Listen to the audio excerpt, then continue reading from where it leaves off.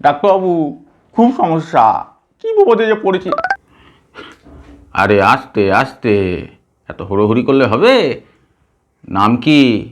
আমার নাম স্ত্রীর নাম? আছে তা সমস্যাটা কার? স্যার ছেলের। ছেলের নাম? থু। ছেলের নাম থু? তা মেয়ের নাম কি থু থু? আপনি কি করে জানলেন স্যার? আমার নাম ডক্টর ওয়াকথু। ও, আপনি তাহলে সেই বিখ্যাত ডাক্তার ওয়াকথু। আচ্ছা, এবার সমস্যাতে ফিরে আসুন। সমস্যা বলুন। লাথু বাবু, আপনাকে কি বলবো, কদিন ধরে থুথুর প্রচণ্ড হচ্ছে। তা সেদিন ফার্মেসি থেকে ওষুধ নিয়ে এসছে, তাতে কমে তো নেই, বরং আরও বেড়েছে। তা আবার কে?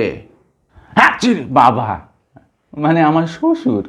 আচ্ছা আচ্ছা, আমি ওষুধ লিখে দিচ্ছি, আপনি বাইরে, আমার ছেলে ফার্মেসি আছে, আপনি ওষুধটা নিয়ে নিন, ঠিক আছে?